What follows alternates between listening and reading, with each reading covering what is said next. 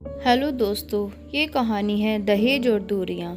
समाज में बहुत सारी परंपराओं में से एक परंपरा प्रीति को हमेशा से नापसंद थी और वो थी दहेज परंपरा। प्रीति बहुत ही संस्कारी और छोटे बड़े सबका आदर करने वाली लड़की थी, लेकिन दहेज परंपरा के कारण वो कितना भी प्रयास कर ले ससुराल वालों का आदर नहीं कर पाती थी। प्रीति एक सीधी सादी लड़की थी, थोड़ी सी डरपोक घबराई स्वभाव की थी। आजकल की लड़कियों से बिल्कुल अलग थी। उसके मन था कि किसी पर भी अन्याय नहीं होना चाहिए और ना ही सहना चाहिए।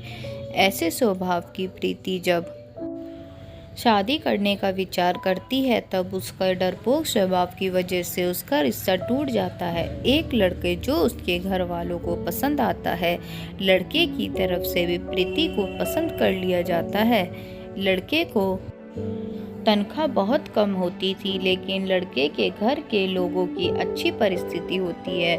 पर वो लड़के के माता पिता प्रीति के पिता से कहते हैं कि हमें घर लेने के लिए आधे पैसे आपको देने होंगे और आधे हम देते हैं।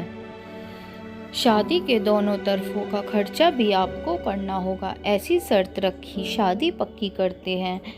प्रीति के सुख के लिए उसके पिता कर्जा लेने के लिए बहुत प्रयास करते हैं, लेकिन प्रीति की होने वाली सास का प्रीति को बार बार फोन आता है। सिर्फ शादी तय कर ली है, बाकी की जो बातें पक्की की थी उसका क्या। उनको दहेज हाथों में चाहिए था। प्रीति और उसके माँ बाप को आश्चर्य हुआ कि वे सब पैसों के लिए इतना पीछे क्यों लगे हैं। तभी उसके पिता को शक हुआ और पूछताछ करने पर उनका समझ में आता है कि लड़के के माता पिता की घर की हालत कुछ ठीक नहीं है। हमने जैसे सोचा था वैसे तो कुछ भी नहीं है। लड़के वालों ने जो बायोडाटा बनवाया था वो झूठा था।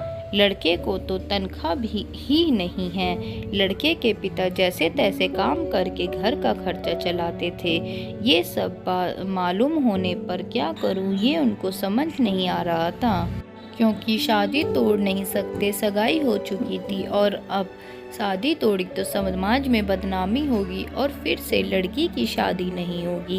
इस डर से उन्होंने शादी तोड़ने का विचार मन से निकाल दिया और उसमें सकारात्मक बाजू देखकर जैसे लड़का होशियार है तो वह जिंदगी में भागदौड़ करके जिंदगी में अच्छी नौकरी पा ही लेगा और लड़की को सुखी रखेगा।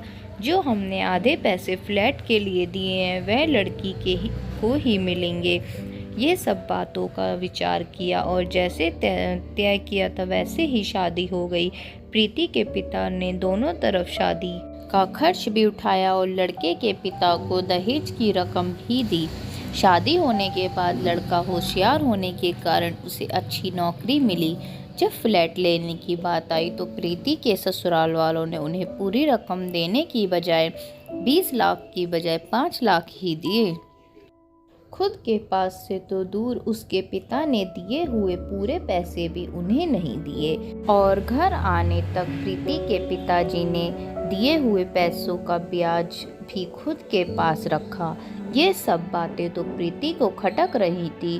उसने ये सब बातों का प्रश्न पूछने का बहुत प्रयास किया, लेकिन उसे उत्तर नहीं मिला। प्रीति डरपोक जरूर थी, लेकिन अन्याय सहने वाली नहीं थी।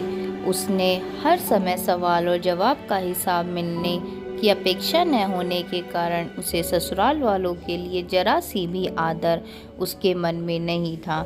जैसे जैसे समय बीता वैसे वैसे उसने अपने ससुराल वालों से संबंध तोड़ दिए। वह उनसे अच्छे से बर्ताव करती थी, लेकिन कभी भी मन से उनका कुछ भी काम नहीं करती थी। और जब वह गांव में रहते थे तब कुछ भी होता था तो वह पूछना तक जरूरी नहीं समझती थी, पर उसके ससुराल वालों को इससे कोई फर्क नहीं पड़ता था। जैसे जैसे समय बीतता गया वैसे उनमें बातचीत और अपनापन रहा ही नहीं। रिश्तों में दूरियां आने लगी। सच में दहेज के कारण रिश्ते टूटते हैं तो दहेज लेना कहाँ तक सही है। हालात तुम्हारे खराब हैं, इसलिए लड़की वालों से पैसे लेना कहाँ तक अच्छी बात है। लड़की के माँ बाप भी उसे सिखाते हैं, बड़ा करते हैं, और लड़की दूसरों के घर जाकर उनके घर के लिए जिंदगी भर मेहनत करती है। उसके माँ बाप की उससे कोई भी अपेक्षा नहीं होती। ऐसे सभी विचार प्रीति के मन में हमेशा घर कर जाते थे। दोस्तों, आपको मेरी ये कहानी कैसी लगी उसको कमेंट बॉक्स में ज़रूर बताइए, और मेरे चैनल से जुड़े रहने के लिए मेरे चैनल को लाइक कीजिए, शेयर कीजिए, सब्सक्राइब कीजिए। थैंक यू दोस्तों।